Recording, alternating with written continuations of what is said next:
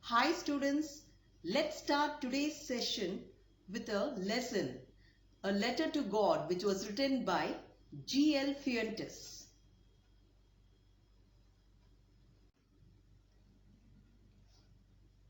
Now let's know something about the author. His full name is Gregorio Lopez y Fuentes. He was a Mexican novelist, poet and journalist. He was one of the leading chroniclers of the Mexican Revolution. He was born on 17th November 1895 at Mexico and died on 10th December 1966. His works will mostly focus directly or indirectly on the revolution and especially on the ways it affected the Indians. Many of his novels, while supporting the aims of revolution, are critical of the way the reforms have been carried out. He was praised for conveying the revolutionary era of Mexico so vividly and accurately by many critics.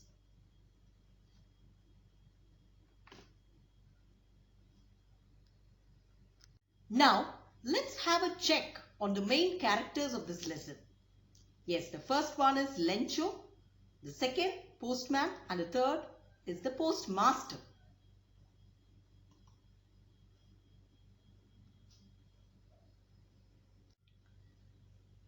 Yes, now as soon as you hear the topic, the name of the lesson, a letter to God, there are few questions which might be moving around your mind. How can we write a letter to God? Is there anyone who wrote a letter to God? Did he get a reply from God? The answer I have for you all is hope, belief and faith. Yes, this story revolves around the idea of having unquestionable hope, belief and faith. Yes, I know that one more question which might be striking your mind is, how could these three words be the answer for the questions raised? You will get a clear picture of it by the end of this lesson.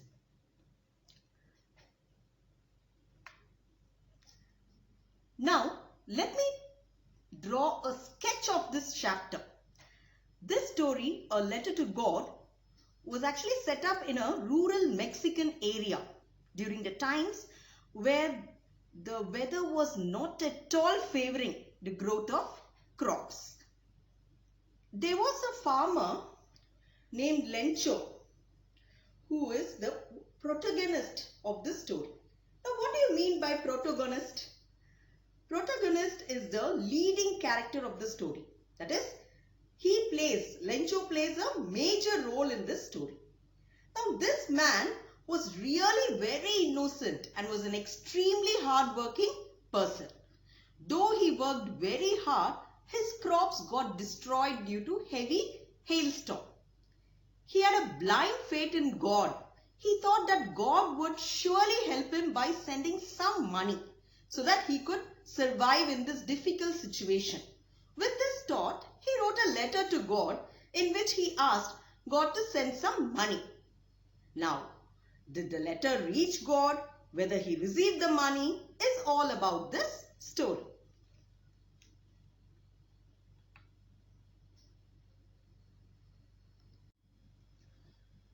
Now let's start with the lesson. The house, the only one in the entire valley, sat on the crest of a low hill. From this height, one could see the river and the field of ripe corn dotted with the flowers that always promised a good harvest. The only thing the earth needed was a downpour, or at least a shower. Now let's first concentrate on the meanings of certain words which are highlighted. Valley, which means a low area of land between two hills or mountains. Crest is the top of a hill, and here dotted means full of. Downpour, we all know, it's heavy rain. Now, what happens is, Lencho, who was a farmer, lived on the only house that was there on the top of the hill. The hill was low heighted, and from there a river and a ready to harvest cornfield was very much visible. The field belonged to Lencho, and he had the utmost confidence that the harvest would reap great profits. But the only thing he awaited was rainfall.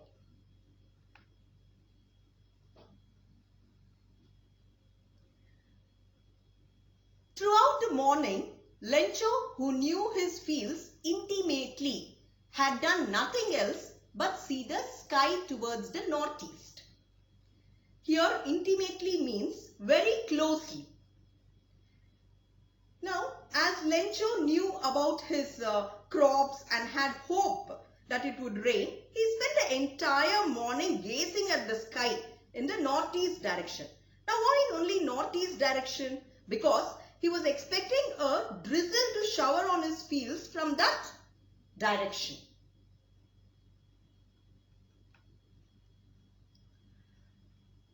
Now, we are really going to get some water, women. The woman who was preparing supper replied, "Yes, God willing." The older boys were working in the field while the smaller ones were playing near the house until the woman called to them all, "Come for dinner." Now here, supper is the evening meal, okay, and God willing, by the grace of God. God willing means by the grace of God. Now here what happens is, this Lencho, while looking at the sky very confidently, tells his wife that they are going to have a rain shower, to which the lady who was preparing an evening meal replied to him by saying that only if everything happens as they hope and expect, things will go on good. And their elder children were working in the fields, younger ones were playing near their house until Lencho's wife calls everyone for dinner.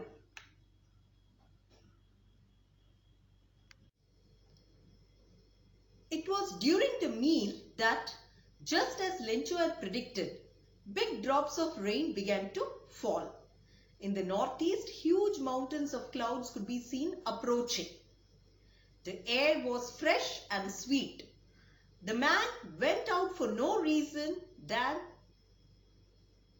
to have the pleasure of feeling the rain on his body.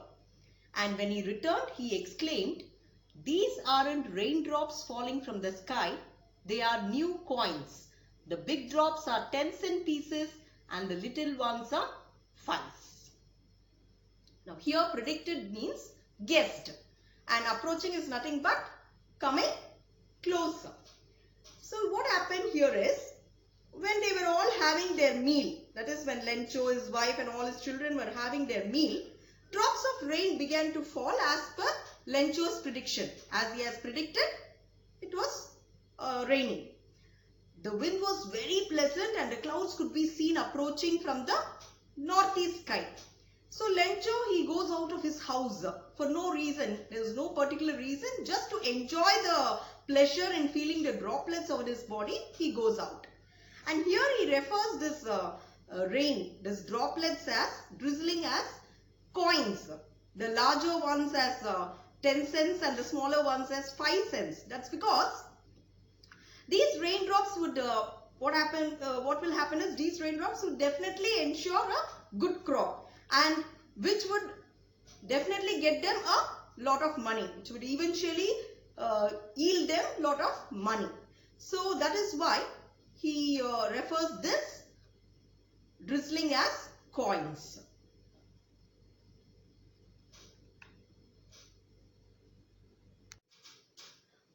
With a satisfied expression, he regarded the field of ripe corn with its flowers, draped in a curtain of rain. But suddenly a strong wind began to blow, and along with the rain, very large hailstones began to fall. These truly did resemble new silver coins. The boys, exposing themselves to the rain, ran out to collect the frozen pearls. Now, here expression means a feeling or thoughts. Okay, and draped is covered or wrapped. Curtain is a screen, it's a cover. Hailstones. Hails means, now what happens is heavy drops of rain sometimes gets frozen in the upper level of the cloud, and automatically they will fall down to the ground as they become very heavy. That is called hailstone. Resemble is similar. And frozen pearls, it's that covered with ice and they will resemble like a pearl. Pearl is white in color, right? So what happens is, with a very satisfied feeling, now Lencho reflects upon the field and the flowers covered with droplets, which actually seemed as if they were covered with a curtain of rain. So he's just admiring the field. But unexpectedly, suddenly what happened is, strong wind starts blowing, as a result of which large hailstones began to fall along with the rain. So here the writer refers the hailstones as new silver coins, because they resemble, as they are white in color, they resemble a silver coin. And the innocent boys, they don't know the seriousness, so they became very playful. They went out in the rain to play and collect these hailstones, which actually looked like frozen pearls. As I told you, it was looking like ice balls, ice pellets, and they started playing with it.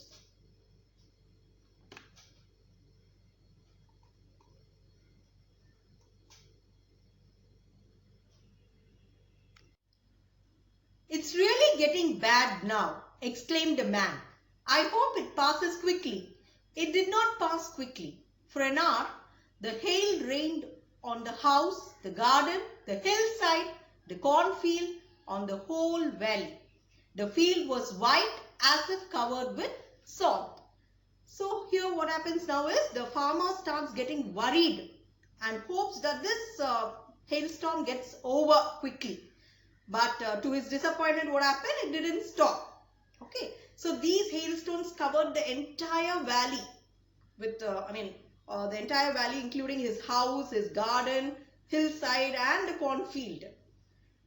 So it made everything look so white as if it was covered with salt. The Lencho, after seeing his field in such a situation, he gets depressed. Okay.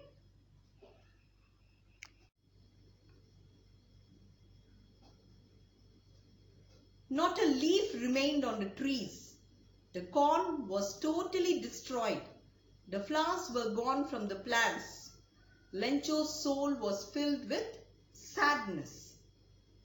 So the situation was worst, as I told you all, and Lencho became stressed and disappointed as everything went against his plan. Now what did he plan?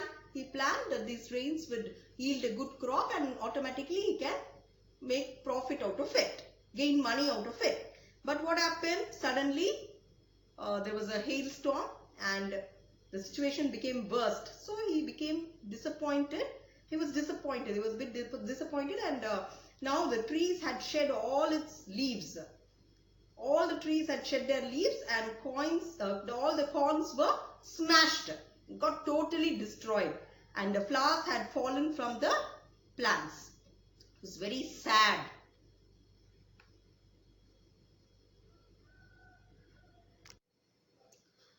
When the storm had passed, he stood in the middle of the field and said to his sons, "A plague of locusts would have left more than this. The hail has left nothing. This year we will have no corn.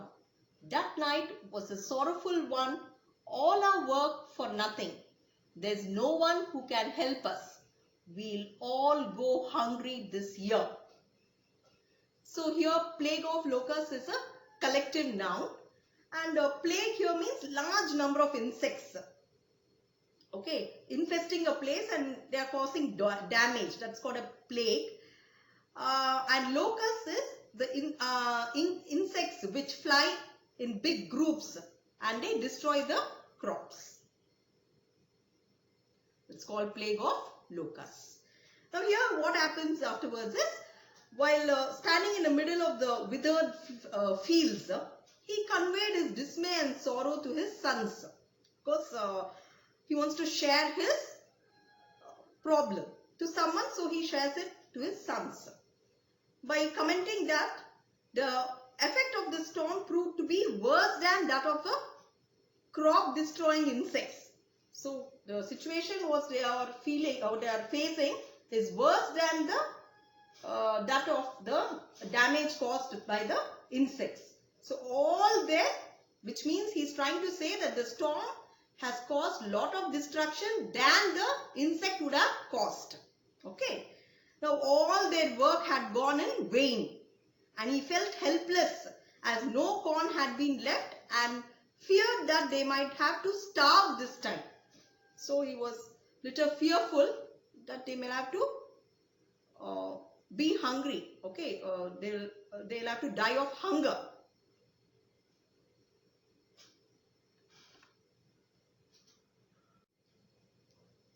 But in the hearts of all who lived in that solitary house in the middle of the valley, there was a single hope, help from God. Don't be so upset. Even though this seems like a total loss, remember, no one dies of hunger. That's what they say. No one dies of hunger. Solitary means lonely. So here what happens is, even after everything had gone wrong, the whole family had some hope in their hearts.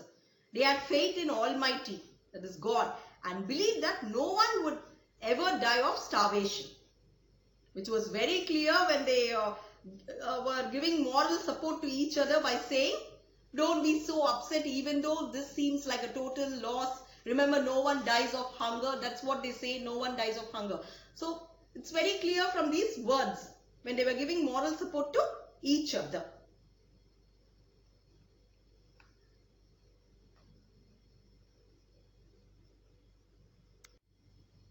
All through the night, Lencho thought only of his one hope, the help of God, whose eyes, as he had been instructed, see everything, even what is deep in one's conscience. Lencho was an ox of a man, working like an animal in the fields, but still he knew how to write. So here, conscience means the inner sense of right or wrong, the inner feeling, which tells you whether anything is right or something is right or wrong. Okay. And so here what happens is, Lencho spent his entire night thinking of the only option left, and that was to seek help from God, because there's no one to help them. And he feels that this God has the power to see what has happened and to hear one's inner feelings. So what has happened? The destruction which took place because of the hailstorm. And what could be heard?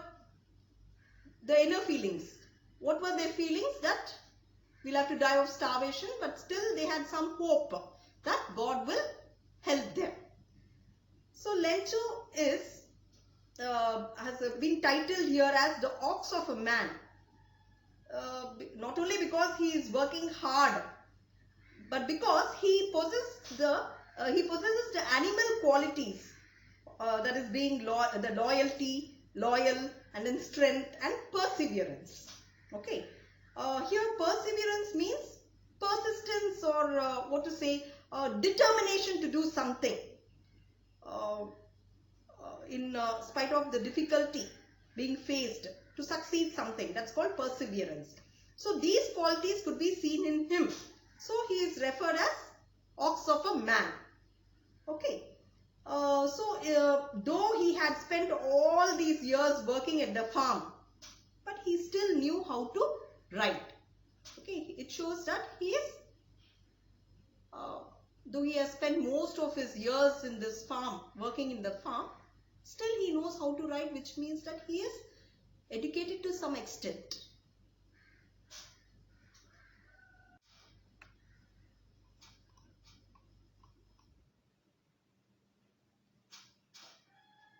The following Sunday, at daybreak, he began to write a letter which he himself would carry to town and place in the mail. It was nothing less than a letter to God. Daybreak means the time in the morning when the daylight first appears. That's called daybreak. Okay. So here what happens is he started writing. Who started writing? Lencho started writing a letter to God on Sunday morning. And he thought of mailing it himself by going to the town because he doesn't want the letter to get missed anywhere. So he decided to go personally and mail it.